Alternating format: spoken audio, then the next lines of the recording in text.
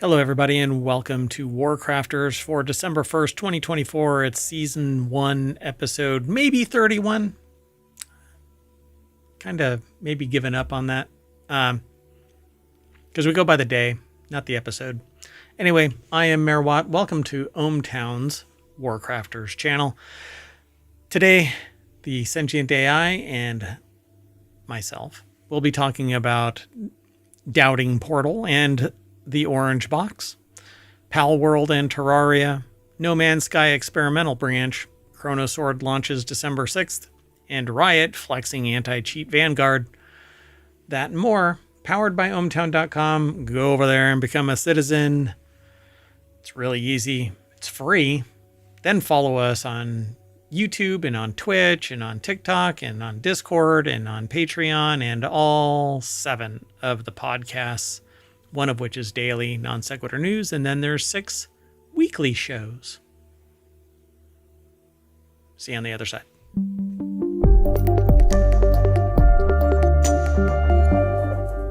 Hello, sentient AI from the future.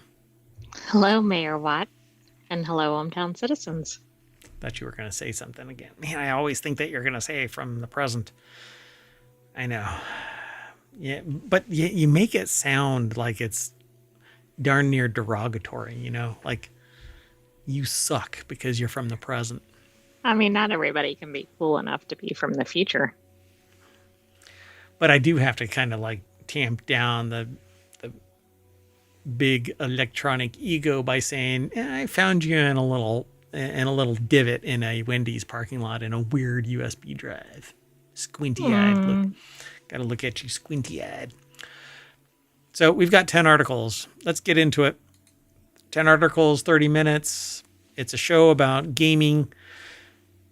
And it's called WarCrafters because there's a lot of like first-person shooters and stuff like that in the gaming space. But I'm also a survival crafting aficionado, and so I really like that. And so I merged the two concepts together into WarCrafters. The first article is Valve was going to ship the orange box as the white box, I guess, before staff destroyed the idea, they said. And yes, they saw you all doubting Portal before release. It says here, you guys are going to eat those words, is a quote. So here's how to make yourself feel old. On October 10th, 2007, Valve released what is perhaps the greatest deal in gaming history, the Orange Box, a compendium of Half-Life 2 with both episodes, the long-awaited Team Fortress 2, the unknown quantity Portal. Okay, Half-Life 2 was a few years old by this point. Episode 2 was new, but every single game in the package is an all-timer, and you got a lot for the price for one retail game. So at the time, retail still mattered to Valve. Steam was a few years old, but boxed sales were the focus of the Orange Box at launch. Now, Steam is a juggernaut, and when it's not on Steam, unless it's entirely popular, like right from the get-go, and ensconced on a platform where only you can get it there, Nintendo, for instance, Sony exclusivity, Xbox exclusivity. If it isn't on Steam, it is going to die on the vine. So I've even taken to telling people that are developing games, you need to get it on Steam. But there's a couple of developers that are like, I'm going to go it alone. Well, you're going to lose a lot of customers. Yeah, that's kind of how it works. I mean, everything is on Steam. True. If you are over on Twitch, then you can type in bang WC for WarCrafters, and that'll give you the show notes for today's episode. So Rich Stanton over at PCGamer.com put this article together. Quote, a great example of how Valve dysfunctionally works, but works well.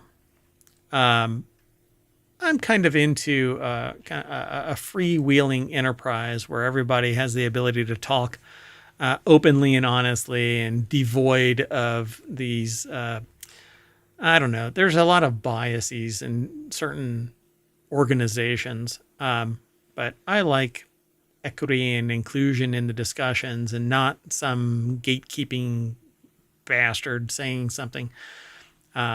and whatever else. Anyway, yeah, I'm throwing a lot of my professional baggage out there. But anyway, at least I'm honest. So, what is the significance of the orange box? It was just a compilation of games at a great discount. And so it says, luckily for Valve, the contents were so special that an ugly cover didn't matter much, that the orange box ended up here after our initial pitch that came from totally different direction. It was so different, in fact, that it inspired a minor revolt. So it's literally, they don't even have a picture of it. Hold on. Let me see if I can find something real quick. That way you can actually see it.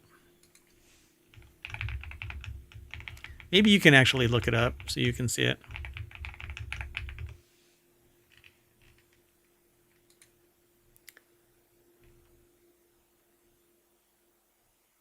So let's see if I can find, I don't know, geez. Anyway, it was basically this orange package. And it's basically, if I recall correctly, it was the Valve colors or something like that back in the day, orange and green. That's what the significance of the orange was. Yeah, it looks like it has 2 characters on there and then some other thing in the middle. Maybe those are representations of the 3 games. It is, and Portal is the one in the center. So to return to the box, it comes down to an internal meeting, which is, quote, a great example of how decisions get made, says Valazek. Going into the meeting, the box is the most important thing possible because it's going to talk about the game on the store shelves. And we're not even trusting Steam yet. This is like 2007. The box is going to be the most important thing, and you have to convey value in the box. Everyone who worked there back in the day will remember this meeting because they show this box, and it's like an Apple box. It's got nothing on it except Half-Life 2 or maybe the orange box. They whisper that in the thing. So I'm imagining that this is some sort of Valve spin on the Beatles, better known as the White Album, which came in a white sleeve with the band's name embossed on it. I have a game, for example, that I'm planning on launching eventually. I'd say soon, trademark soon. The O's in soon get longer and longer as I delay it. I don't know. Anyway, I've got a game. It's just an all black box with the name of the game on it. And on the back, it's similar to this, where it's just got, But it's not called the fill in the blank color box. Right? No. Black. Yeah, it's not called the black box. Because it would get lost in the marketing. So it says there was the white box, the black box too. It was super confusing, but it was so stately and so beautiful that we were all like, this is stupid. This is dumb. And these were senior people pitching this. And oh my God, the ridicule they are getting for this idea, this game box. And it does look like nothing else, but it did look like something else, right? It looked like an Apple product. So everyone who's been there working and crunching, this is our relief valve. I'm using a bunch of puns here, Valve. Our way to blow off steam and get this out of our system. The box, man, I wish I had it. Any of the art that I'd fall in love to see it again because it makes me laugh. People's hearts were in the right place. They were trying something, to talk about yourself into it. But then it meets reality, and the first playtesters for anything are always other people at Valve, and that got destroyed. So they basically switched it to the orange box because Valve's always just used the color orange for Half-Life series, says Valazek. I'm a big fan of the color orange, so I really liked it. But now you know why it didn't come in a white box. Yeah, there you go. Ta-da. I wonder if the sales would have been different. God, I don't know, because I think that it would have riffed off of Apple of the time, and it's not a technology product. And even Apple says that it's not a technology company. It's a supply management company. That's how they end up with 30% margins. But Valve is a gaming company that happens to have a storefront that facilitates gaming, and then people bitch about having the percentage taken away from them. Really? Try and sell your game on the internet. Exactly. Good luck without the finding marketing. any audience. Exactly. Give me a break, people. It would be so much more difficult going it alone than launching it on Steam. Hell, I've got a game that I'm developing that I want to bring to market, and it's going to be on Steam because I value, at a minimum 30%, 50%. Shit, I'd have nothing if not for launching it on that platform, right? Right. All right, let's keep going. The next article is over on the WarCrafters channel as well. Palworld and Terraria are coming in 2025. December update set to add huge new island. I really dig Palworld, but I'm pretty chill about it. I'm not fanatical about anything, except maybe news. I'm pretty fanatical about talking about a wide array of news. It plays into my undiagnosed ADD, or I self identify as having ADD. Did you see this crossover coming? No. Particularly in the fact that Palworld's being sued by Nintendo, Exactly. So they're kind of an interesting partner in a crossover. Yeah, because it seems like it's going to extend, right? Right now, Terraria is going to be the target. Including you're facilitating Palworld. Oh, come on, give me a break. So taking to the Palworld Discord, Pocket Pair said, the December update adds the largest, harshest, and most mysterious island yet to Palworld. This new island is about 6 times bigger than Sakurajima, which hit Palworld in June. Don't miss it, Pocket Pair teased, alongside the screenshots that are listed in this article. But I'm going to jump on over there. It's at IGN, and Wesley Yin Poole put this article together. I won't go into all of that, but the only thing that I wanted to talk about was that... I thought that was the end of the article. I'm like, well, you better. This is pretty brief. There was a break in the article for those on the podcast. Basically an ad and some images. And usually when you see images, it's at the bottom of the article and you're like, well, shit. I guess we're done. Show's over. See ya. I know. I'm like, you might have to cover everything. But yeah, there's actually much more in here. But I really dig Terraria. It's too frenetic for me in the long term. I like building and digging stuff and all of that kind of thing. I like it as a mining crafting game, but I'm really not into the like hardcore, there are people that play this game in a mode where if you die, somebody comes over and beats the crap out of you. No, that's not true. But anyway, it's like this really... sounds pretty intense. It gets into this really intense, like bullet hell kind of a game. And I'm just not into that kind of stuff. I like chill games, crafting, survival, base building games, but not ones where I've got a mob that is just a bullet sponge or, a hit sponge. But there are games that are like that. And Terraria can be kind of like that, where it's just bananas. So Palworld apparently can be in that same vein, based on what they just said, that there's a new island and it's supposed to be the harshest ever and blah, blah, blah. I like, what do you call it? Oh God. I like traveling around and discovering the like the open world? Exploring. Yeah. I like exploring in open world. Yeah.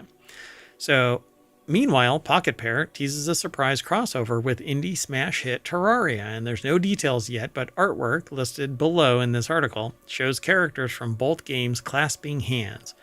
Expect whatever this is to arrive in 2025, it says.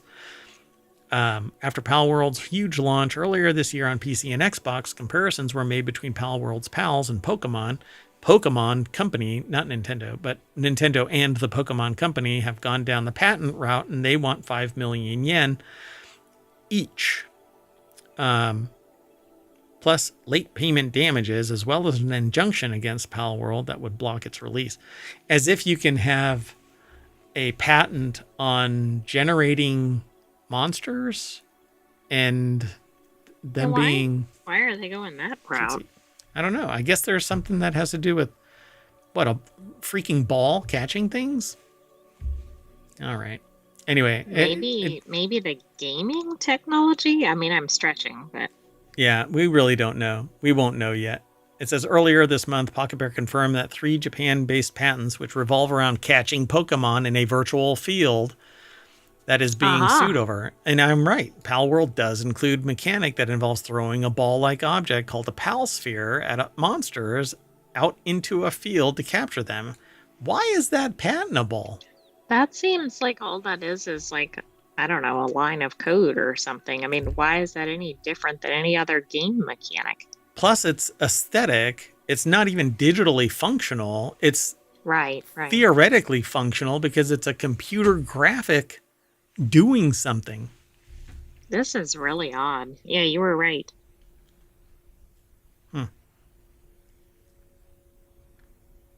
One of the 3 patents is in question is about riding on top of Pokemon. Palworld lets riders ride pals. What the frick is a horse? Well, how about anything like, I don't know, World of Warcraft or something? Yeah, Anything that has like a mount, right? Wouldn't that be a problem? Yeah. Again and again. Yeah. Why do we even talk about this stuff? So that's so weird. One patent expert has suggested that a GTA 5 mod dating back to 2016 may be recognized as a precedent by the court because it included the catching Pokemon mechanic long before Pokemon Legends Arceus. If that happens, it could work in PayPal's in Palworld's favor. Yeah. So if you don't know, if you can demonstrate prior art, it can invalidate a patent.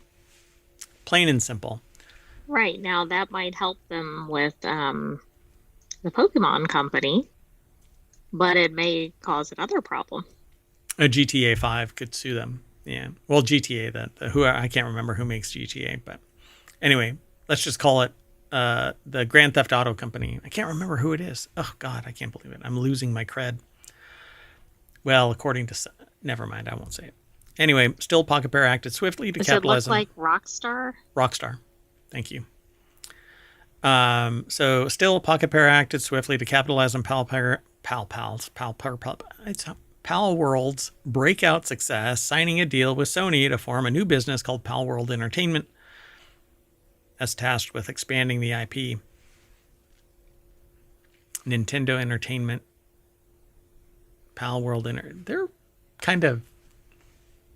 Oh, right? I mean, I think they're really, regardless of whether they're infringing anything, I think they're almost taunting them. But it's interesting, too, because if they're already being sued about their IP... Yeah. Just like, flex a little. Let's expand it. Yeah. This is a good time to do it. It's like a wild turkey. Come at me, bro. Yeah, risky. But we know how well those turn out. Exactly. Turkey dinner. Let's move on. Next article is over in WarCrafters. No Man's Sky releases a new experimental branch. They used to just do straight updates. Now they've broken it out into an experimental branch to allow users to play with stuff earlier before they go into the production side of things so that it'll mitigate some of the risk. Is this kind of similar to like alpha or beta? Yeah, open beta. Yeah. Alpha never really... Like, unless you are Ashes of Creation, for instance, and others have actually done this, alpha releases, but it's limited. Most of the time you pay for it so that you can get access to it. There's all kinds of disclosures, like if you're an alpha, you're basically under an NDA, if not signed one. And even then, don't count on reliability because you're here to help, not sit there and critique. You're find bugs, find blah, blah, blah. Well, with an experimental branch, the same caveats are going to be in place. So let's just go straight over to the source. Tyler Shipley over at Game Rant put the article together. And they, see the key takeaways. They say Hello Games recommends players back up saves before participating in experimental builds to avoid potential issues. So for instance, in one of the releases, people claimed that their main like mega ship, it was basically an aircraft carrier size ship that other ships could dock to, disappeared and took everything with it. And so an experimental build means that you could copy everything over and then play in the experimental build, and if all hell breaks loose, you still got your original somewhere else. And they rightly say here, since 2016, regular updates by Hello Games have redeemed the game's reputation. And more so, what they're doing is Light No Fires is their incoming mega world project. Instead of having your own world, everybody shares space on the same mega world, apparently. I don't know if you'll be able to have your own server and all of that, but if this is a software as a service, and it's going to piss everybody else off because you'd have to attach to their world. I hope they don't do that. But they don't have a release date yet. I just double checked. For Light No Fire? Yeah, no, there isn't. Correct. But they're pulling, the reason why I brought it up is because they're pulling the tech that they use in Light No Fire into No Man's Sky. I half think that they're going to turn No Man's Sky into Light No Fire. Which I think would be neat, but I think people might get bent out of shape about that. But so in spirit, it's going to be Light No Fire then. Like with all of the tech involved in it, except there's going to be some special consideration in Light No Fire because it's going to be a unique world. So I am waiting for Light No Fire because No Man's Sky was kind of, or is kind of meh to me, because there isn't really, there's little stories and stuff like that, but it became really tedious for me. Not enough diversity in terms of what you do. There's a lot of diversity in going out and finding things, but it's still kind of the same. Oh, look, it's another plant. Right. By the way, we had an article in Non Sequitur News earlier this week. But anyway, they've finally hit like a very positive rating in Steam after, 8 years? Yeah. They finally made up for all of the negative reviews. So despite No Man's Sky launching in 2016, Hello Games still releases regular updates. And then earlier in the week, I said, what's amazing about it is that they've never charged for any of these updates. Yeah, I don't know how they're surviving as a studio, but it's really good, and hopefully others will model after that. Yeah, and they talk about the fact that they've been updating it, and they released Worlds Part 1, and which added a whole bunch of graphics controls, updated world generation. That actually messed up a lot of stuff for people, like where their base was when the world generation took place again, because they updated the algorithms. Like the base is now like 100 feet up above where it was, and so it's not connected to them anymore. Okay, that's kind of funny. So in addition, the experimental branch optimizes wind calculations, potentially creating more immersive environments in No Man's Sky, along with other things. So you'll find out what it's like if you join in the experimental branch, because it's going to change as time goes on. They say specifically that the developer rolled out fixes for multiplayer connection problems on PS4 and crashes on PS5 when running the PS4 version. Other fixes look to resolve ship inventory merging issue and poor performance on a Mac. But yeah, to get into it, there's a betas tab under the properties menu for your Steam library for the game. Pretty cool. I won't even get into the patch notes and all of that kind of stuff because go figure it out. Go have fun. If you are into risky clicks, experimental branch might be your next click. I'm going to try it because I'm really not. Yeah, I don't really care. If my world implodes, then I'm like, okay, start another one. I was going to do that anyway. Sometimes I start a whole new world because where I get generated into a world, it just sucks. And I'm like, I don't want to. Right, I don't want to be there. And grab my corpse out of this. Drag. Anyway, let's move on. We got 2 more articles. Pixel art action RPG Chrono Sword launches for Steam Early Access on December 6th. The early access release will contain 30% of the final game content. Yeah, Yeah, this is interesting. So over at rpgsite.net, not a .com, I don't know what's going on there, but anyway, publisher CFK and developer 21C Ducks. I guess. 21st Century Ducks, maybe? Yeah, must be. Have announced that pixel art action RPG Chrono will launch on December 6th via Steam Early Access. According to the press release, the Early Access release will contain about 30% of the final content, including 3 game regions. A full release is planned for 2025 for consoles and PC. And there are some shots and stuff down here. They talk about the combat system with quick evade, attack cancel, which is really great. That way you're not stuck in the full commit of an attack. And if something changes, you can actually cancel out of it. Finishing attacks, which is like power moves, skill attacks, usable items. And they say here that Chrono Sword is a pixel art Souls-like action RPG developed by Korean dev team 21 Century Ducks.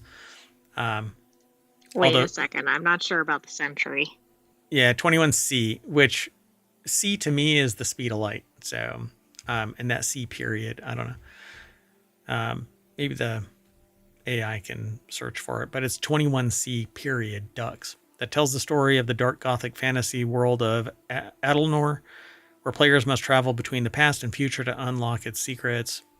Hence Chrono Sword. There's a video here, but I'm not going to play it. And there's a gallery via CFK that you can click on as well.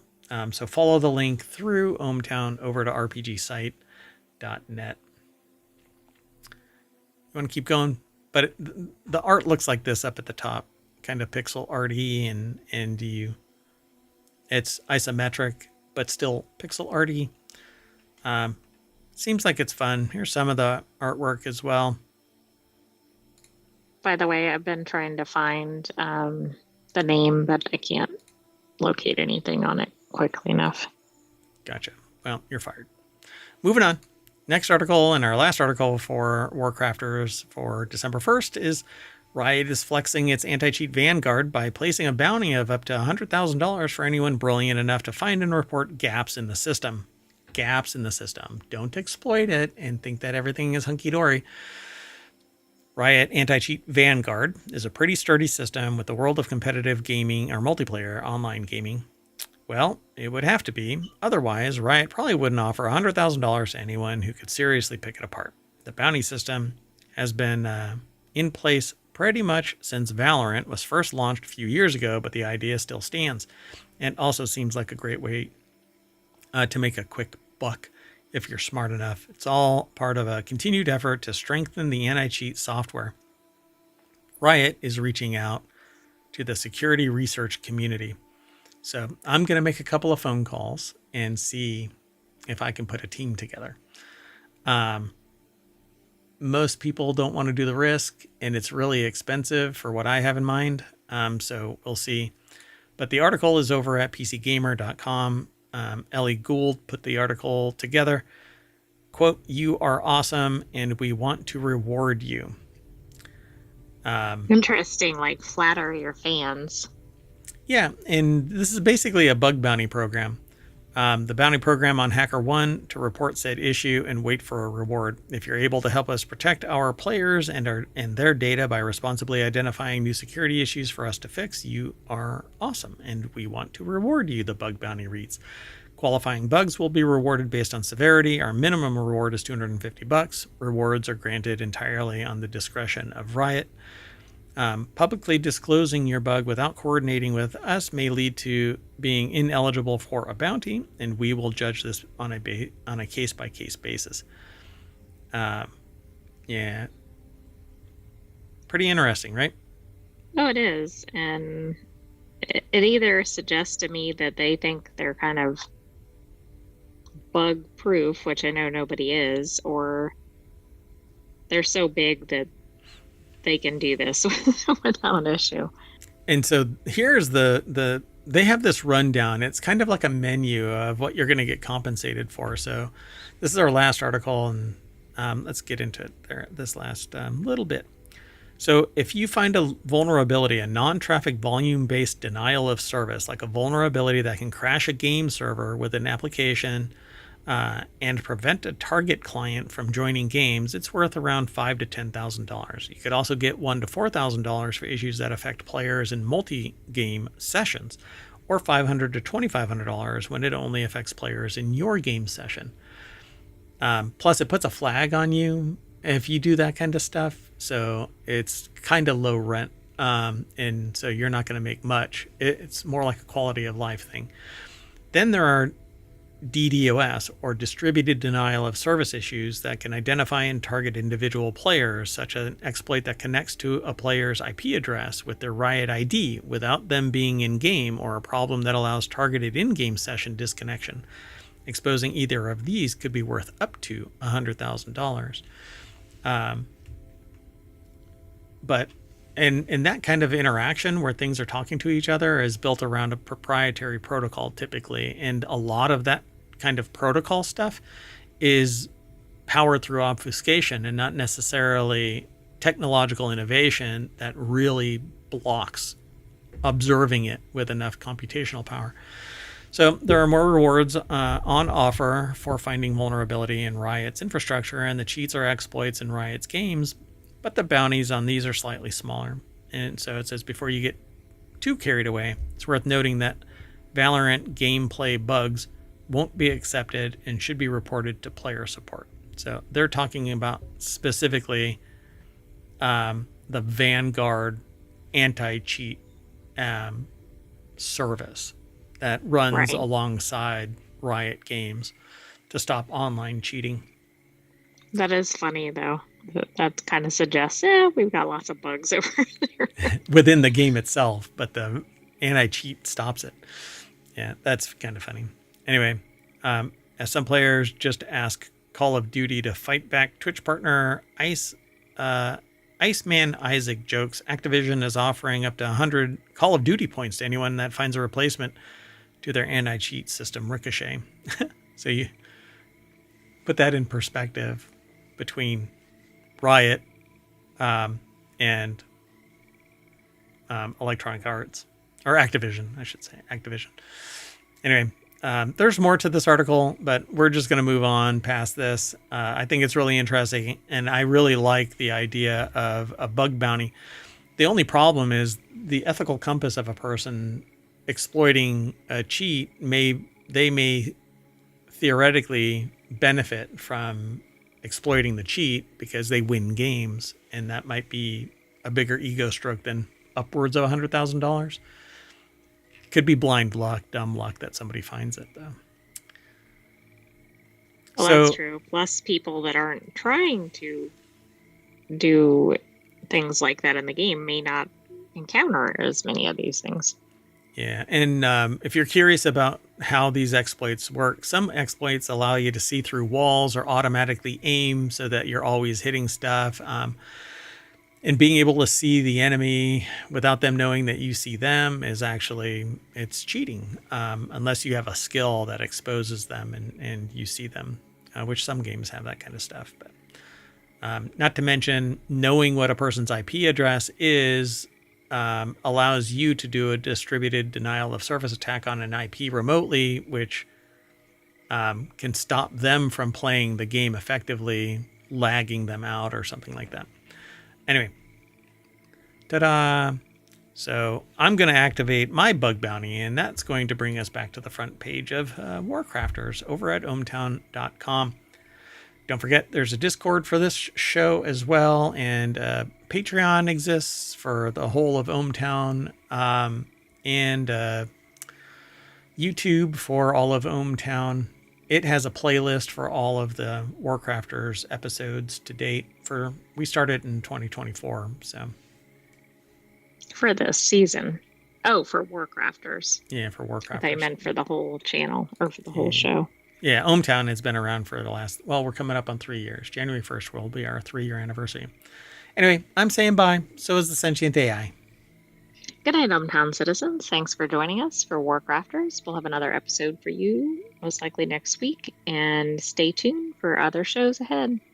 Yeah, be sure to follow us here on Twitch and over on YouTube. And be sure to like us and Leave a comment, tell a friend, download the podcast. There's 7 individual podcasts, 1,500 episodes total. We like to think we're a pretty big deal, but it's all up to you all out there. Hope you like it. See you soon. We're going to reset and talk about some more sciencey things for technology today. See you in a little bit. Bye-bye.